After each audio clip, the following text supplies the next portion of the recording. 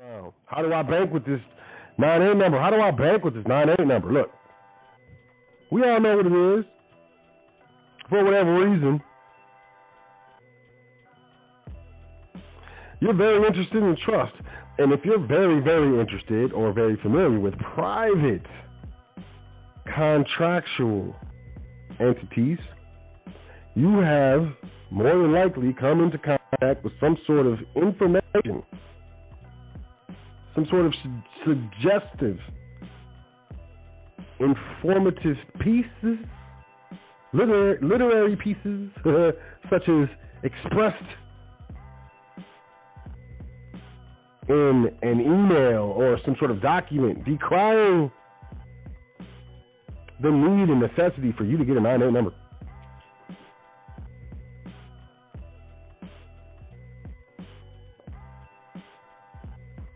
And it very well may be for the wrong reason, in my opinion. Some people obtain these mystical and mystical, the mystically mythical 9-8 number, and believe erroneously that it could be substituted for a Social Security number.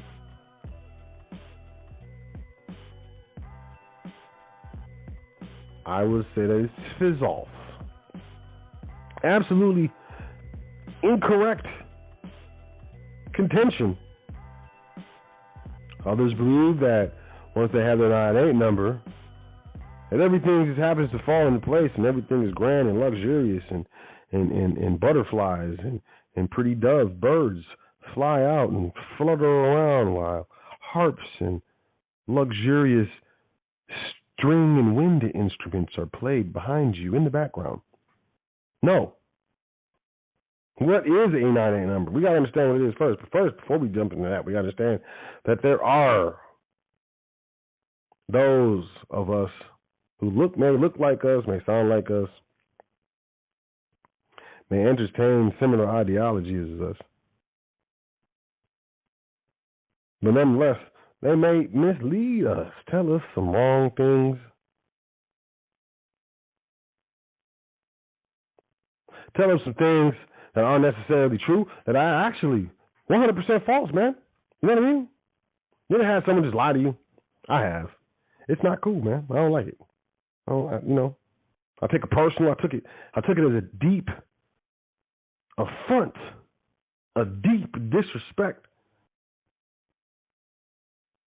as well as an insult to my intelligence. Like, you don't know that I know that you're lying right now. You're in my face. You're lying in my face. Nonetheless,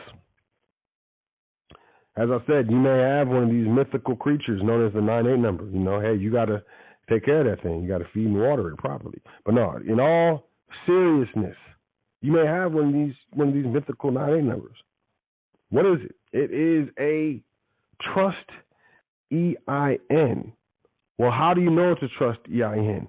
Because it was issued by the Internal Revenue Department campus that deals with foreign structures. Foreign meaning they were created and exist outside of the United States. Think Jamaica, think Taiwan, think China, think the Mariana Islands. Wait, no, the Mariana Islands, that's the United States. Never mind. Not the Mariana Islands. I was just playing. I made a mistake. Cayman Islands, how about that? The Bahamas, outside of the United States and its territories. Listen carefully, the only structure that is recognized to do business in over 120 countries is a contract trust. It's called the Hague Convention on Trust. Look it up. The Hague Convention on Trust, it's a G as in gum that sticks to your shoe because you're tripping. No, HAGUE, Hague Convention. Straight up. Hague Convention on Trusts. Hague Convention on Trust. There's a lot of different conventions. Don't just type in Hague Convention. You'll be like, man, he was lying. No, Hague Convention on Trust, man. The only foreign structure that is going to be recognized to do business in the United States is going to be a trust. That's why I know that a 98 number is for a trust. I've applied for 98 numbers on behalf of foreign entities before. I could teach you how to get a 98 number if you don't already have one, but that's not the case. That's not what we're talking about here. What we're talking about here is, how do I bank with the 98 number? Well, we're getting there. You got to know what it is first. It's not an alternative social security number. It's not a magic key that unlocks the private. If it was, why would you get it from a public entity known as the Federal Reserve or the Internal Revenue Service? Why? The public can never make you private. Never. But anyways, excuse me. It's not a substitute social security number. It's not a number that you can just use for any type of structures. It's specifically for a trust. So how do you bank with a 98 number? Well, the 98 number would be one part or one half of what is necessary to bank with any structure. You're going to need what is known as an organizing document or governing instrument. See, an organizing document is more public. It's more like articles of incorporation, certificate of incorporation, the certificate of partnership, or any of these other public structures.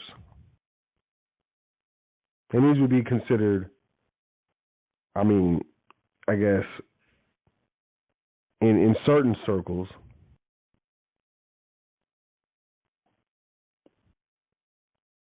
as public instruments overall. But then you have governing documents.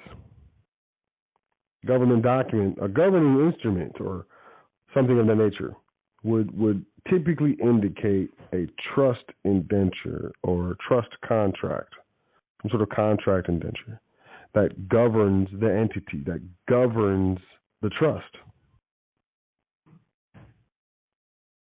You have organizing documents, and you have governing documents. And once again, the organizing documents are typically going to reference public structures, domestic public structures, domestic United States, some sort of state statutory corporation. Governing instrument or governing document is typically referencing some sort of trust. So if, according to the Hague Convention on Trusts, trust is recognized to do business in over 120 countries, and you have this foreign 98 number, and when you get the paperwork, it says that the entity is supposed to file a 1041, and if you look up what a 1041 is, it's a trust return for the IRS. It's an IRS trust return. You'll know that, okay, how do I bank with this 98 number? I'm missing the governing instrument. Being that it's foreign, it's not a statutory entity, so it doesn't have organizing documents or organizing instruments. And they have a governing instrument. So do you have a corresponding governing instrument for this 98 number? It would be required. That's what the 98 number is for. According to the Hague Convention on Trusts, trusts are recognized to do business in over 120 countries. And the only reason a structure, an entity, would be issued an EIN, it would be to do business in the United States. So you would see, oh, automatically, wow.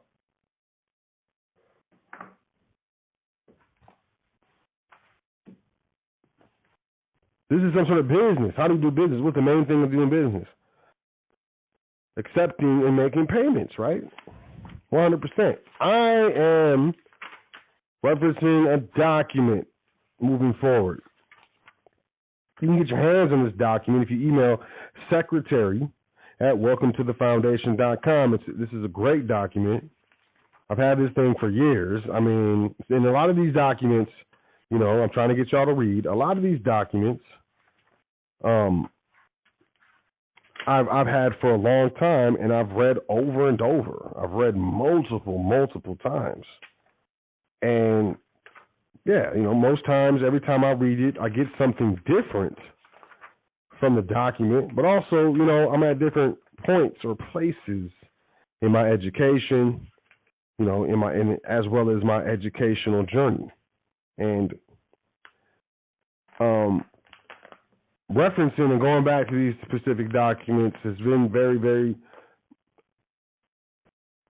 informative, as well as, I would say, beneficial for not only my understanding and my education, but my ability to educate.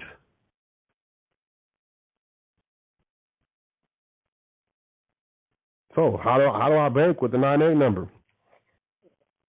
And yeah, once again, if you would like to get your hand on this document for free, we'll send it straight to you. Is email secretary@welcometothefoundation.com. All you gotta do is mention December 1st document or 98 bank document. Either one of those is fine. In the header or the subject line. And yeah, we'll send you the doc. Never a problem. The trustee may open any business checking account, financial account, trust account, etc., which he or she is authorized by declaration to open. But he or she must keep in mind that by doing so, the trust will be participating directly in that unincorporated interstate banking association with all its limited liability consequences. There's only one type of account that avoids these consequences. Do y'all know what account that is? The non-interest bearing checking account. I don't really hear people talking about this, you know what I'm saying? I really don't. And it makes sense because being paid interest on a deposit in a checking account is a benefit or privilege of the public player. Think about it. I don't know. Maybe I'm tripping. I could be out of my mental 100%. When utilized in conjunction with the proper banking practices, the trust and trustee will remain out of the tentacles of public policy. Unless the trustee intends to play within the system, the trustee should never contract for any credit cards if the trust has already obtained them, rescind and cancel the contracts.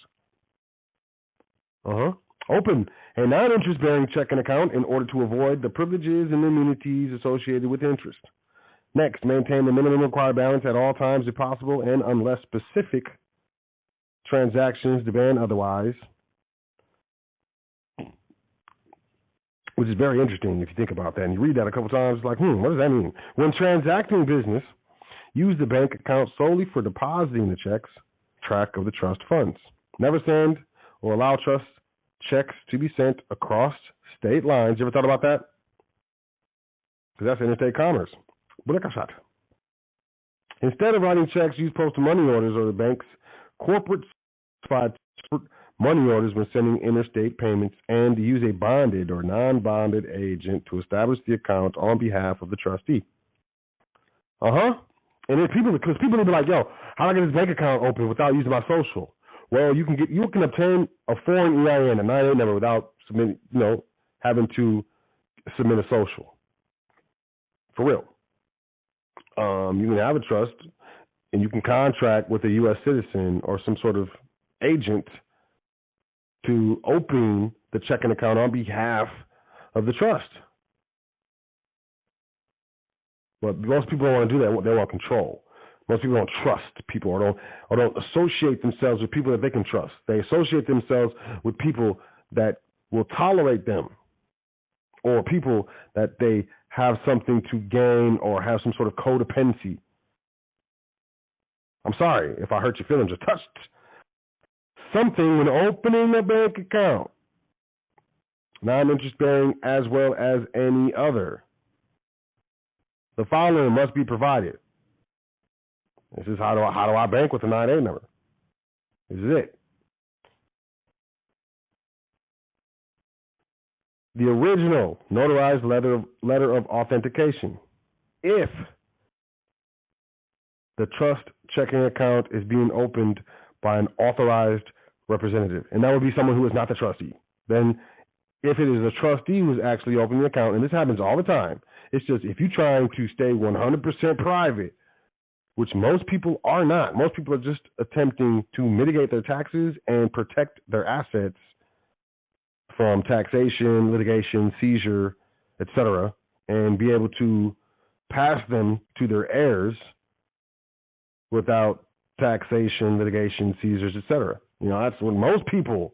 But, you know, hey, maybe you're specifically 100% trying to get out of the public. Okay, well, you know, you would have to contract with, you know, some sort of agent or authorized representative for them to open the bank account on behalf of the trust. You as a trustee would be giving this agent permission, specific permission, to act on behalf of the trust in a specific capacity as agent, like some sort of financial agent.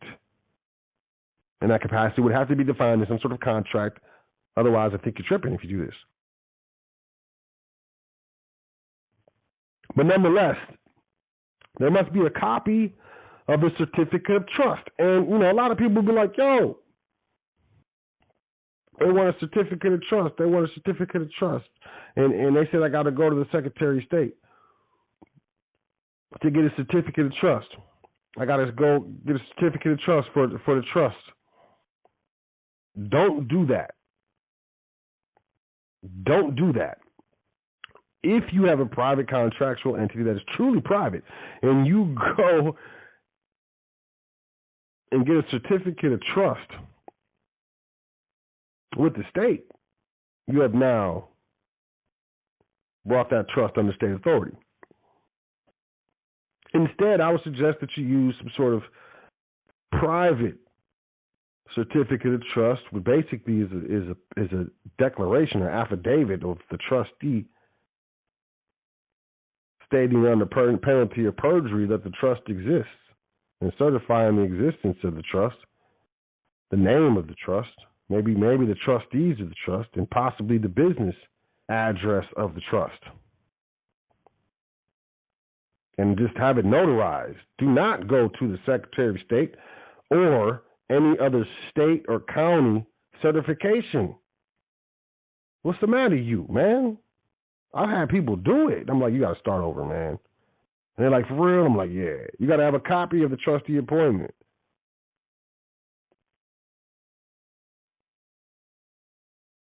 You have a copy of the grantor's acknowledgement of trust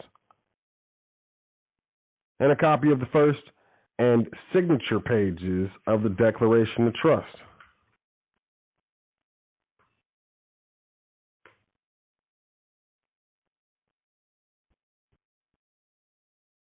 Now, I'm going to give you an alternative, and this is, you know, some pancake dance right here. So you can use a trust abstract instead of giving them the grantor's acknowledgement, the trustee appointment, or the first and last signature pages. You can use a trust abstract. You need to look up what an abstract is, or abstract of trust. Trust abstract or abstract of trust. Basically, it's an affidavit. And you're stating as trustee under penalty of perjury that the trust exists, that you're the trustee, that you're authorized to act on behalf of the trust, the name of the trust, and, you know, the particulars of the trust under penalty of perjury. Trust abstract. inherently, for me specifically, I think an abstracted trust is much more private. And you couple that with that 98 number, you're going to be able to open that trust account as long as it is executed properly. I think, and what we do here at the foundation, our trustees and trustees in training, is we use what is known as a trust short form. See, we have private trust indentures, and when we say private, it is. It's not for the public. It's not for the IRS. It's not for any lawyers. It's not for everybody in the public. It is for the heirs. It is for heirs and beneficiaries of the trust, that whenever they want to, as an heir of the family estate, you have a right, whether you are a trustee or not, to review the family trust indenture whenever you feel like it. And as a matter of fact, most families make that a requirement. Most families, private families, make it a requirement that, the heirs, the beneficiaries at a certain age or what have you, are very familiar and have had many times to review the family trust indenture. And that's the long form. Typically, it's going to be known as the long form. It's going to have the entire governing instrument. It's going to have the appointment minutes. It's going to have any resignation minutes. It's going to have all of the schedules, all of the registries. It's going to have all of the first trustee minutes as well. It's also going to have all the subsequent resolutions made by the Board of Trustees in the form of trust minutes. It's also going to have any documents necessary, any contracts or policies or procedures that the Board of Trustees have implemented. So, and then, the beneficiary certificates, maybe trust capital units, maybe different other contracts, loans, a lot of different things, in that, private document. So, I'm not producing any pages of the private contractual indenture. What I'll do is, we'll do the dance with this short form. And the short form ultimately it's what we use to evidence the existence of the private trust in the public. It's a short form trust indenture. And you couple this short form trust indenture, you couple a trust abstract or abstract of trust, and you couple, maybe you do the first page and the signature page, maybe you give them a copy of the grantor's acknowledgement and the trustee appointment, and you take that 98 number. With me, it would be a short form trust indenture and that 98 number. And you go to the bank. It's that simple. You go to the bank and say, I would like to open a trust checking account.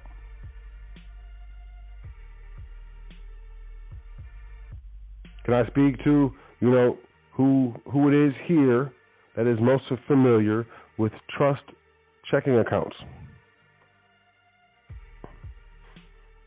And you take it from there. Like I said, short form in the EIN, you can use an abstract of trust in the EIN, or you can bring in, multiple things from your private document. I don't recommend it, but I'm telling you, it's an option. It's just because I don't recommend it or like it doesn't mean that I'm not going to tell you about it. I'm going to let you know. That's an option. And this can be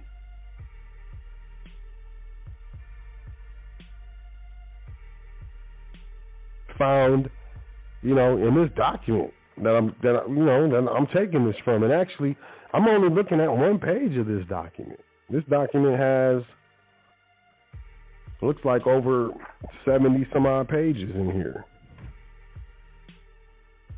And it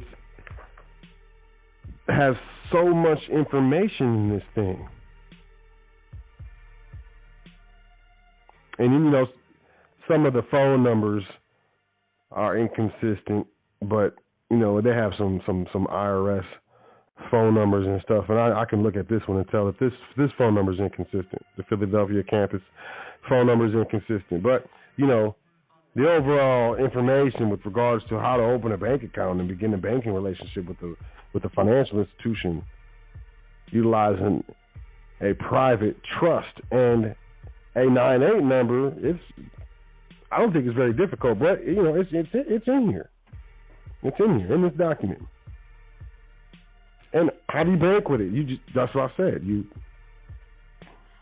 It has to be coupled with a governing instrument, some type of governing instrument, some type of certified or authenticated or notarized document evidencing the existence of a private contractual trust.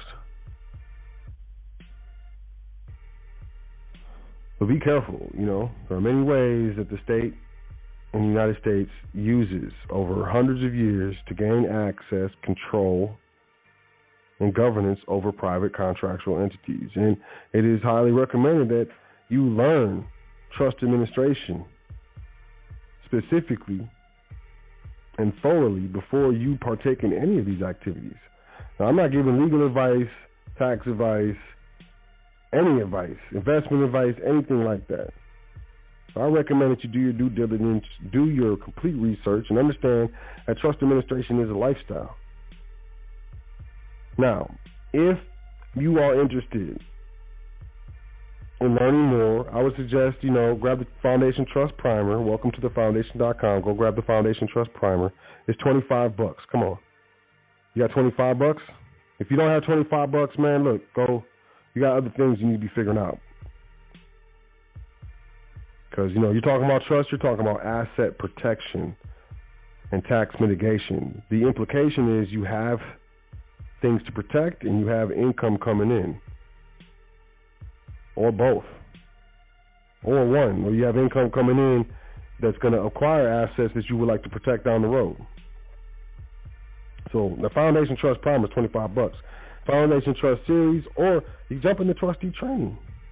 100%. Of course, I would say trustee training should be the move, but that's up to you. I'll leave it up to you. I suggest that you sign up for the email list, certain offers and stuff, but that's up to you again. But admin at welcometothefoundation.com. If you would like to learn more about trustee training here at the Foundation, as far as I'm concerned, it's what it's all about. And, this type of administration is heavily coveted. Why? Because it takes the government, state governments, federal governments out of your business because it's private. It takes the government and the state governments, federal governments out of the control of your life, of your things, of your estate, of your assets, of your wealth. It's a very powerful thing. Quick thing, just in case, why not? It's just random. It just popped in my head. Did you know that the states know the difference between grantor and complex trust? More specifically, they're going to understand the difference between a revocable and irrevocable trust. And 9 times out of 10, if you are looking to title a vehicle with the state in the name of the trust, and y'all can research this if you want. You think I'm playing, man? I live this. If you're looking to title a vehicle in the name of the trust, excuse me, they're going to look at the document and they're going to attempt to ascertain, number one, first thing they need to know, is a trust? Okay. Is it revocable or irrevocable? That's what they want to know. And you say irrevocable, then they go about their business. Most states, when you as a trustee, you come in to title a vehicle in the name of the trust, they put the name of the trust and the name of the trustee on the title. Most states will do that for an irrevocable trust. In most states, for irrevocable trusts, they put the name of the trust and the name of the trustee on the title. For irrevocable trust, the name of the trust and the name of the trustee is on the title. 2 names. For revocable trust, they put the name of the trust and the grantor on the title. That's how it works. Crazy, huh? Because they understand grantor trust is a revocable trust. That's a grantor trust. The grantor has the power to revoke a revocable trust, a living trust. Crazy, huh? You got to understand these things. And, this is one of the things that you learn in trustee training. So there it is. Like I said, you want to get your hands on the document.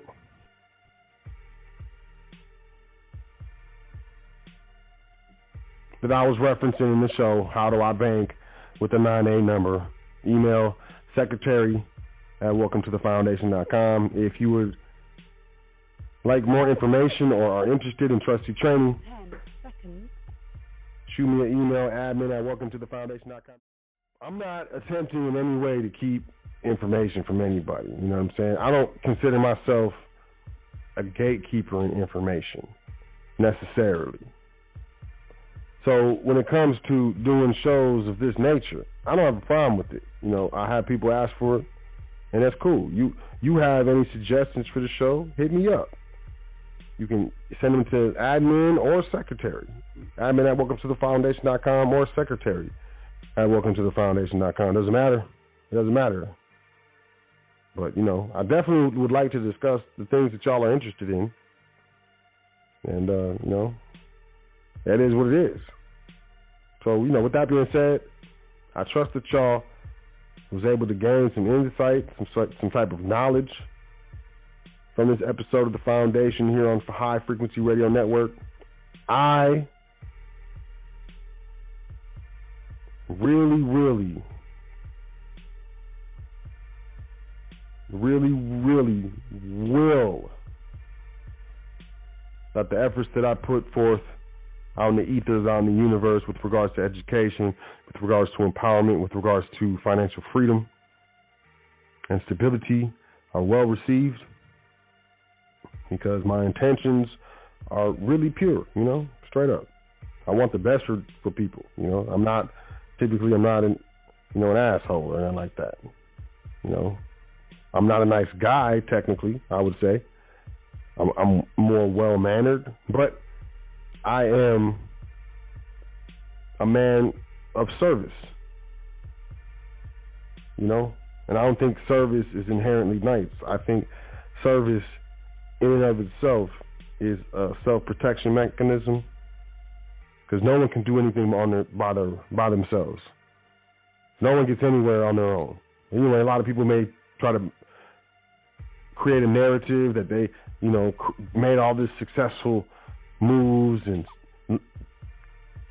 situations and whatnot by themselves. They're lying to you, and they got some sort of ego complex. You need to walk away. You need to walk away quick.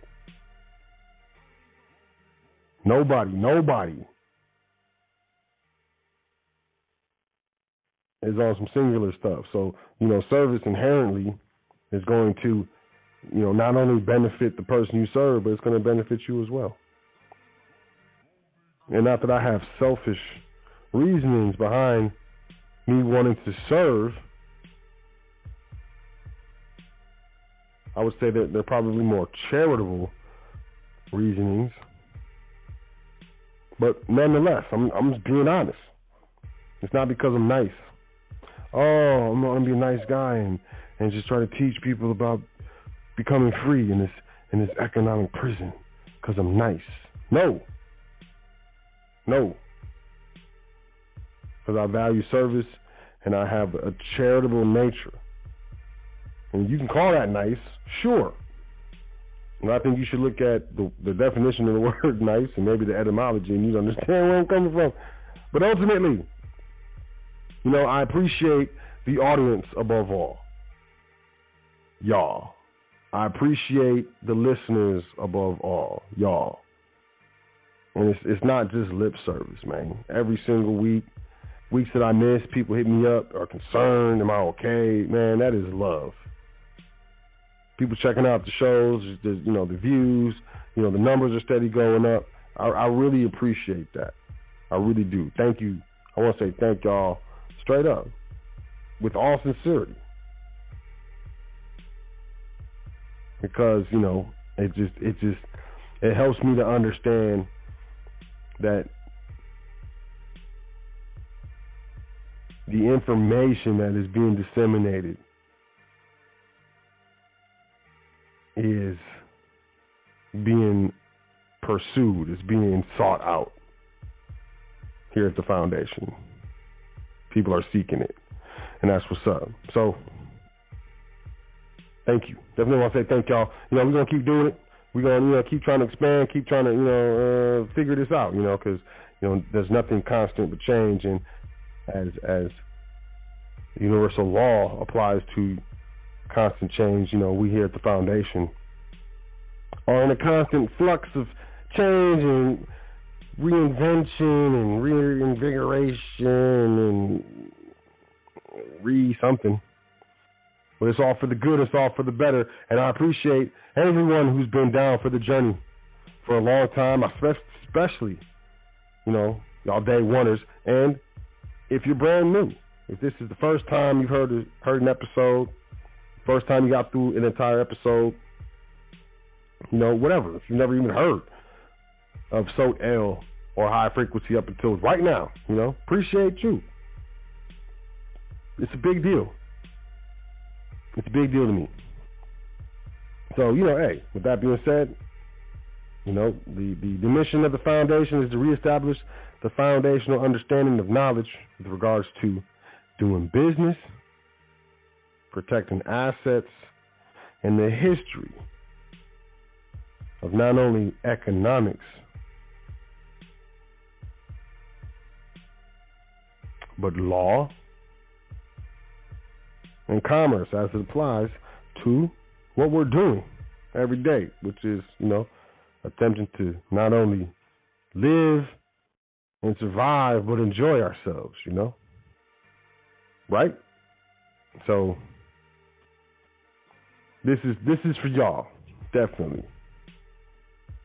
And on that quarter note, I want to say appreciate y'all, definitely. Thanks for checking out the show, The Foundation. If you want to know more, check out welcometothefoundation.com or shoot an email to admin@welcometothefoundation. Check us out on YouTube, Instagram, Facebook, Twitter. If you're into that, we do not have a Snapchat, probably never will. Because son. But, we're here to educate, we're here to make moves, we're here to help you, So, whether it's corporate structure or private wealth management, we got your back. So, admin@welcometothefoundation.com and check out the trustee training. Check out welcometothefoundation.com. We got an education tab if you're just getting started or if you have some specific interests. We also have a PDF section just to get you free information on. The email list gives you access to exclusive offers and content. The merchandise just dropped. I don't know. I think it's in the email list, or you can email secretary@welcometothefoundation.com. Y'all have a great week. Appreciate you. I love y'all. Take care of yourself. Enjoy yourself. Make sure you say 10 things that you're thankful for tonight before you go to sleep, and every night before you go to sleep, as it is important. And I'll catch you next week.